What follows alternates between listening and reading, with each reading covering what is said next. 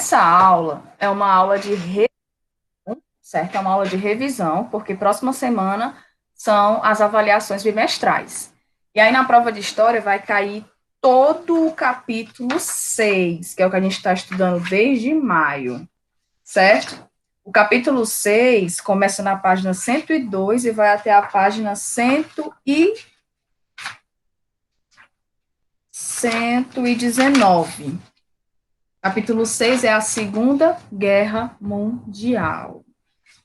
E aí, para ficar um pouco mais fácil para vocês entenderem, né, e para ser uma aula que seja mais rápida também, eu decidi corrigir, né, responder, corrigir as tarefas que têm o nome recapitulando, certo? Na primeira questão, está na página 111. Significa assim: de que forma o expansionismo alemão desencadeou a Segunda Guerra Mundial? Se você for na página 107 do livro, você vai ver um mapa que fala sobre os avanços nazifascistas entre os anos de 39 até o ano de 42. E aí você percebe que todas as setinhas partem da Alemanha para outros países, né? Polônia, Hungria, e Iugoslávia, França, Itália, né? Noruega, enfim. E aí, o que era o avanço nazifascista? O nazismo era uma política que tinha na Alemanha e o fascismo era uma política que tinha na Itália. Os dois eram regimes totalitários, né? Ou seja, que o poder estava todo concentrado na mão do presidente, né? Ou do líder, no caso Hitler e Mussolini. E aí, quando a Alemanha começou a se expandir, esse expansionismo dela, né, começou a invadir outros países, se deu, né, o início à Segunda Guerra Mundial. A segunda questão: o que foi o Pacto Nazi-Soviético de Não Agressão? Continuando naquele mapa da página 107, você percebe que depois da Polônia tem a União Soviética. A União Soviética, ela era também, né, ela também estava num período de expansionismo, porque ela estava, foi depois daquela Revolução Russa, né, onde se instalou o comunismo e o socialismo, e ali começaram e ali eles começaram a se expandir também. E aí precisou, né, a Alemanha e a União Soviética, com medo ali, uma com medo da outra, fizeram um pacto de não agressão. Né? Isso era o pacto de não agressão, de nenhuma invadir a outra e nenhuma agredir a outra. Né? Na terceira, quais países formavam a base do eixo e a base dos aliados? O eixo era formada por Roma, que representava a Itália, Berlim, que representava a Alemanha, e Tóquio, que era o Japão. O eixo era Roma, Berlim, Tóquio, ou seja, Itália, Alemanha e Japão. Os três países, né, eles passavam por momentos de expansionismo, eles queriam expandir os seus territórios, controlar novos territórios, controlar novos mercados consumidores, né, adquirir riquezas de outros locais. Eles queriam dividir, né, eles queriam dividir a terra entre eles, certo? Entre eles. E os aliados eram o Reino, os Estados Unidos e a União Soviética, certo? Eixo. O eixo Roma, Berlim, Tóquio. Os aliados Reino Unido, Estados Unidos e União Soviética. Reino Unido, gente, é o mesmo que Inglaterra, certo? Até aí tudo bem?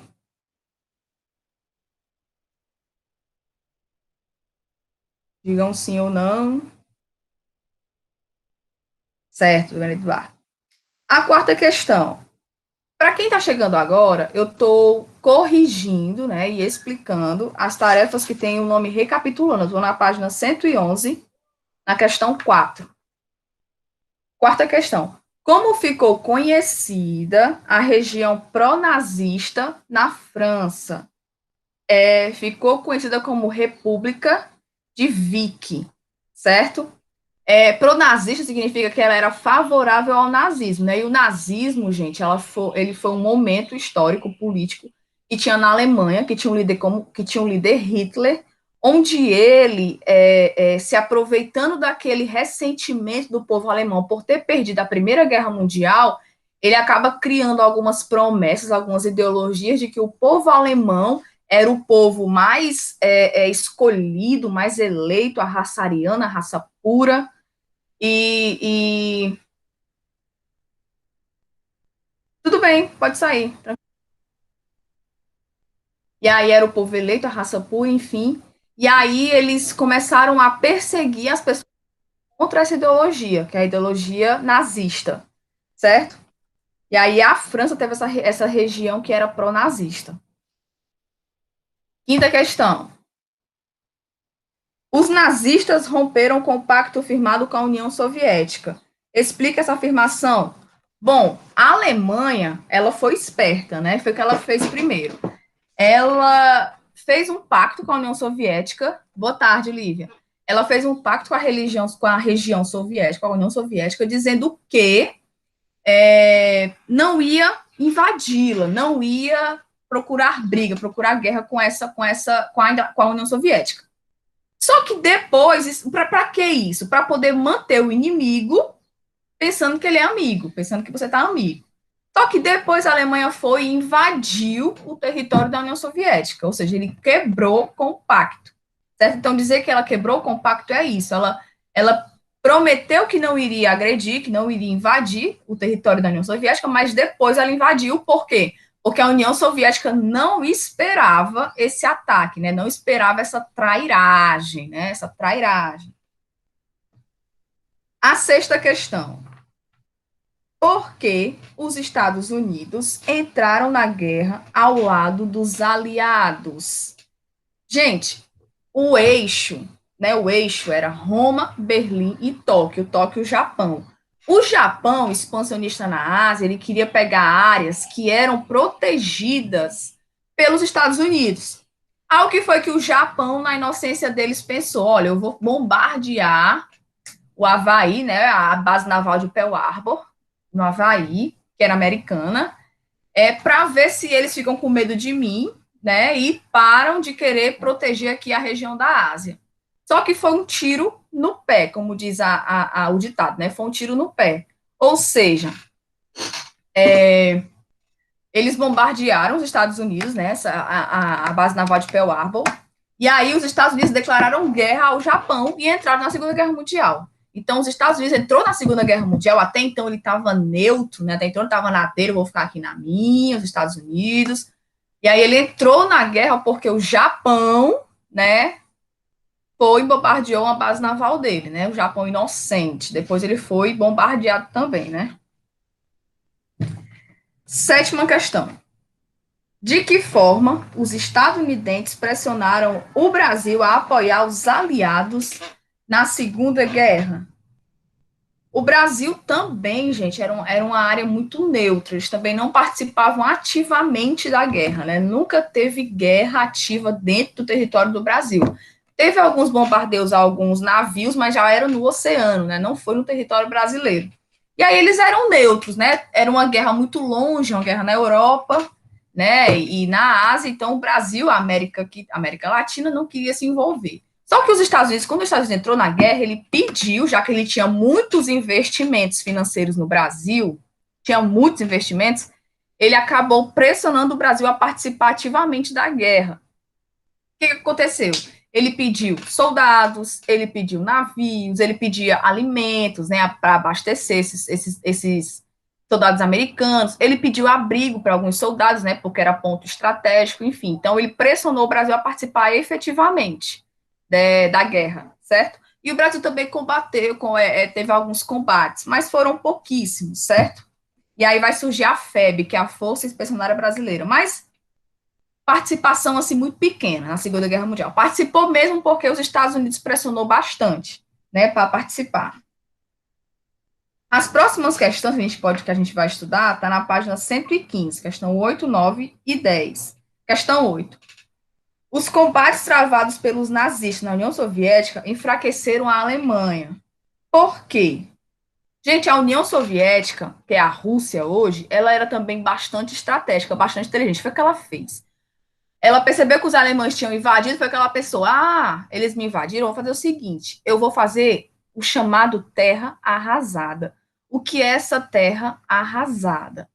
Eles acabaram com todo o abastecimento de alimentos que tinha nas áreas que os alemães estavam, abandonaram tudo, destruíram casas, destruíram tudo, deixou a terra sem nada. Ou seja, os soldados alemães que iam entrando nessa terra, eles iam ficando sem alimento, sem abrigo, né, sem nada. Vai cair na prova, sim. Sem nada. Ou seja, eles começaram a morrer de frio, morrer de fome, morrer de sede, e aí foi uma guerra que a União Soviética não precisou nem combater, já que eles fizeram isso, né? Ou seja, eles começaram a matar os alemães pelas necessidades básicas dele, pela fome, pelo frio, pela sede, certo? Então, a União Soviética ela foi responsável pelas primeiras derrotas nazistas na guerra. Até aí vocês estão entendendo? Até aí tá tudo bem? Certo. Na questão 9, qual foi a importância do dia D para o desfecho da Segunda Guerra Mundial? Gente, o dia D foi o dia onde vários soldados dos aliados, né, dos Estados Unidos, da Inglaterra e da União Soviética, desembarcaram na Normandia e passaram a enfraquecer mais ainda o eixo, né? No caso, a Alemanha, que já estava neste período, a Alemanha já estava praticamente lutando sozinha. A Alemanha começou com o Japão e com a Itália, mas nesse momento ela já estava praticamente sozinha, porque o Japão ficou numa briga direta com os Estados Unidos, né? Perdendo, porque os Estados Unidos naquele momento não tinha como perder, né? Até hoje dizem que os Estados Unidos é um exército praticamente invencível, né? Só que acham que a China poderia derrotar os Estados Unidos numa guerra de hoje, né? Mas até não ter uma guerra para a gente perceber, e a gente não quer que tenha guerra, porque hoje tem muita bomba nuclear que poderia matar todo mundo numa bomba só. É bom não ter, mas existe uma teoria que a China hoje conseguiria derrotar os Estados Unidos, certo? E aí, o dia D, ela foi uma operação, né, dos aliados para libertar os países que eram dominados pelo nazismo, pelo fascismo e pelo Japão. Certo? Então, ela também foi chamada de dia D, porque foi um dia decisivo para o início da derrota e rendição da Alemanha. Até aí, tudo bem?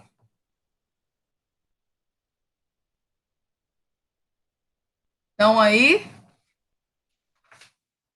pronto. Na questão 10, como terminou a guerra no Pacífico entre japoneses e estadunidenses? Gente, como eu falei, o Japão queria, né, ganhar todo o território asiático, queria controlar todo o território asiático, mas tinha vários países que era protegido pelos Estados Unidos. Aí, na ideia, na ingenuidade deles, eles pensaram, eu vou bombardear os Estados Unidos, eles vão ficar com medo e vão retroceder. Só que não foi o que aconteceu. Os Estados Unidos, como tá metendo porrada em mim, vai levar porrada também, né? Como vocês sabem. E aí os Estados Unidos pegou, né? Botou força máxima, bomba atômica e bombardeou as cidades de Hiroshima e Nagasaki, no Japão. Foi muita morte, gente. Foi muita morte mesmo, né? Destruição total. E aí o Japão acabou se rendendo, né? Porque não tinha como, era muita morte, eles não tinham como. Eles perceberam que eles não tinham como brigar com os Estados Unidos, né? Eles não teriam nem como começar uma guerra, né? Eles foram ingênuos quando bombardearam os Estados Unidos, e aí eles perceberam que não tinha como, eles se renderam. Então, os Estados Unidos venceram o Japão, e aí só depois que eles venceram o Japão, além deles dominarem os territórios da Ásia, mas ainda eles começaram a intervir na guerra contra a Alemanha e contra a Itália, certo? Os Estados Unidos, gente, eles decidiram as duas guerras mundiais, tanto a primeira como a segunda. Se não fosse os Estados Unidos, as duas guerras teriam sido vencidas pela Alemanha. lembra sempre que a Alemanha sempre esteve contra os Estados Unidos, né? Tanto na Primeira Guerra como na Segunda Guerra Mundial, né? Sempre foi a Alemanha versus Estados Unidos. E aí, nas duas, os Estados Unidos acabou derrotando a Alemanha. Era a Alemanha contra tudo e contra todos, né?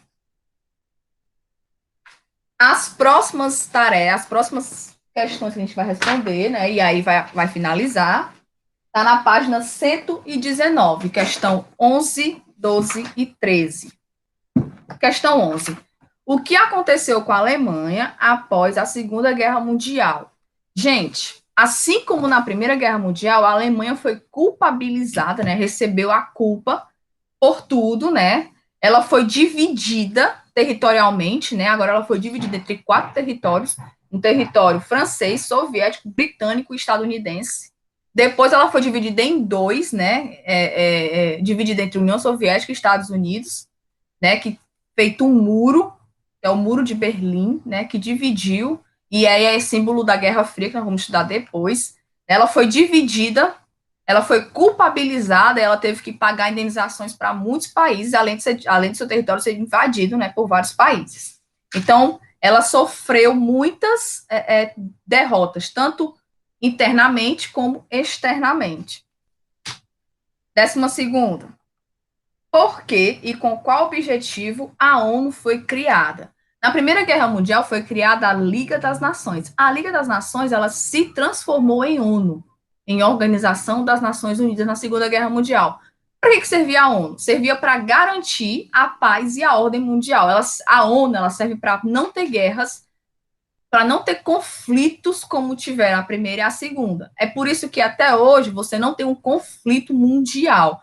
Você tem conflitos ali no Oriente Médio, entre Israel e Palestina, a guerra do Iraque, teve a guerra do Irã, tem uma guerra aqui acolá, mas são guerras localizadas, porque a ONU, né, esse tratado de acordo de paz, ela não vai permitindo que tenham guerras mundiais. Quando a guerra, qual a diferença de guerras locais e guerras mundiais? As guerras locais são 2, 3 países no máximo. Guerra mundial são guerras do mundo, né? Todos os continentes participam. Né? Então, a ONU ela serve para isso, para impedir que tenha uma terceira guerra mundial, né? E a 13ª e última, qual é a importância da Declaração Universal dos Direitos Humanos? A Declaração Universal dos Direitos Humanos está na página 118. O que ela fala? Ela fala, né, ela é um documento que serve de base para a luta internacional contra a opressão, a discriminação e a intolerância, e por uma vida digna aos indivíduos de todo o mundo. Gente, ela é uma lei muito bonita no papel. No papel ela prega igualdade, no papel ela prega tolerância, no papel ela prega paz, direitos iguais, mas na vida real a gente sabe que não é assim, né? Vocês acham que o Brasil é um país igual, um país justo, um país que todo mundo tem direito à alimentação, saúde, segurança de forma igual? Não, tem vários países também que não têm essa igualdade. Então, é um documento, na teoria, pois é, Lívia, é um documento que, na teoria, é muito bonito, é um sonho, seria um sonho, mas na vida real ele não se realiza, né? Ele não se concretiza. Gente, vocês têm alguma dúvida sobre a Segunda Guerra Mundial? Porque é só o que vai cair na prova. É Segunda Guerra Mundial. 10 questõezinhas. Gente, tudo que vai cair na prova é só vocês pegarem o livro, capítulo 6. Todas as questões tem no livro. Todas, todas, todas, todas. Se não tirar 10 é porque não quis tirar. Tá certo? Vocês têm alguma dúvida sobre o assunto? Não?